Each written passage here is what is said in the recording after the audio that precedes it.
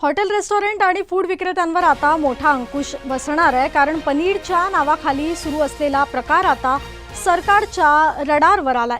माहितीनुसार अनेक ठिकाणी खऱ्या पनीरऐवजी चीज एनालॉग नावाचा स्वस्त पर्याय वापरला जात होता, मात्र ग्राहकांना याची कोणतीही माहिती न देता तोच पदार्थ पनीर म्हणून दिला जात होता। ही केवळ फसवणूकच नाही, तर ग्राहकांच्या आरोग्याशी खेळ असल्याचं समोर आलंय। हा गंभीर मुद्दा भाजप आमदार विक्रम पाचपुते यांनी 20 मार्च रोजी विधानसभेत उपस्थित केला। त्यानंतर सरकारने तातडीने याची दखल घेत कडक निर्णय घेतलाय। आता 1 मे पासून महाराष्ट्रातील सर्व हॉटेल आणि रेस्टॉरंटना त्यांच्या मेनूमध्ये स्पष्ट नमूद करावं लागणार आहे की पनीर देत आहेत की चीज एनालॉग। यामुळे ग्राहकांची दिशाभूल करणे सोपे राहणार नाही आणि प्रत्येकाला आपल्या ताटात काय येत आहे याची स्पष्ट माहिती मिळणार आहे। जर कोणत्याही ठिकाणी मेनूमध्ये चुकीची किंवा अपुरी माहिती आढळली तर संबंधितांवर कडक कायदेशीर कारवाई केली जाणार आहे। सरकारचं म्हणणं आहे की हा निर्णय ग्राहकांना पारदर्शकता देण्यासाठी आणि त्यांच्या आरोग्याचं संरक्षण करण्यासाठी घेतला गेलाय। आता या नव्या नियमानंतर पनीरच्या नावाखाली सुरू असलेला हा खेळ थांबतो का, की पुन्हा काही नवीन मार्ग शोधले जातात, हे पाहणं महत्त्वाचं ठरणार आहे।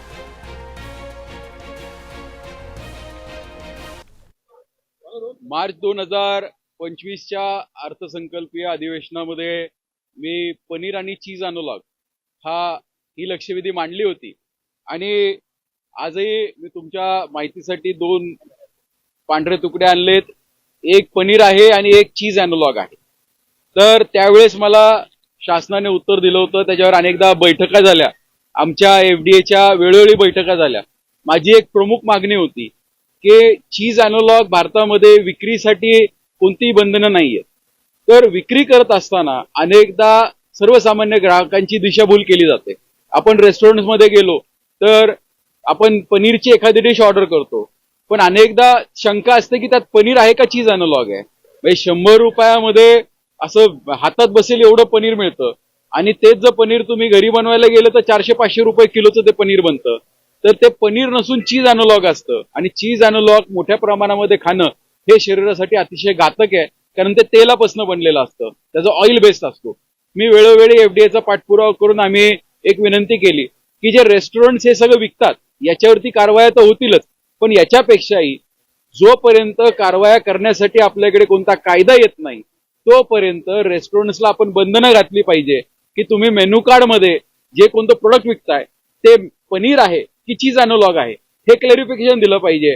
म्हणजे तुम्ही पनीर चिल्ली विकताय की चीज एनालॉग चिल्ली विकताय, तुम्ही पनीर काठी रोल विकताय का चीज एनालॉगचा काठी रोल विकताय, हे ग्राहकाला कळालं पाहिजे। आणि जोपर्यंत ग्राहकाला कळणार नाही तोपर्यंत त्यांनी काय खायचं हे तर ठरू शकणार नाही।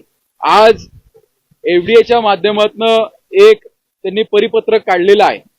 हे 20 तारखेला त्यांनी परिपत्रक काढलं होतं, पण या परिपत्रकामध्ये काही त्रुटी होत्या, त्यामुळे आम्ही त्यांच्या मागे लागलो की हे परिपत्रक काढत असताना याच्यामध्ये तुम्ही टाइमलाईन द्या।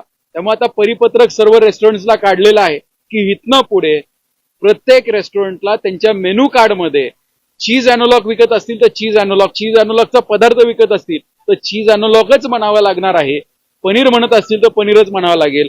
छोटे छोटे ठेले जरी असतील, आज 40 आणि 50 रुपयामध्ये पनीरचं सँडविच मिळतं, अशा ठिकाणी पनीर नसून ते चीज एनालॉग आहे, त्यांनी इथनं पुढे पनीर सँडविच ऐवजी चीज एनालॉग सँडविच त्यांना म्हणावं लागणार आहे। शेवटी ग्राहकांनी ठरवावं काय खायचं ते। त्यांनी अध्यादेश काढलेला आहे आणि आजच्या या परिपत्रकानुसार 1 मे महाराष्ट्र दिनाच्या आतमध्ये प्रत्येक रेस्टॉरंटला कंपल्सरी त्यांच्या मेनू कार्डमध्ये चीज एनालॉग किंवा पनीरचा उल्लेख हा स्पष्टपणे करावा लागणार। आणि मला सांगायला अभिमान वाटतो की महाराष्ट्र हे राज्य देशातलं पहिलं राज्य असं असणार आहे की त्यांनी हे बायफर्गेशन काढलंय। त्याबद्दल मी एफडीएच्या सर्व अधिकाऱ्यांचे, मंत्री महोदयांचे, विशेषतः या राज्याच्या संवेदनशील मुख्यमंत्र्यांचे आभार मानतो।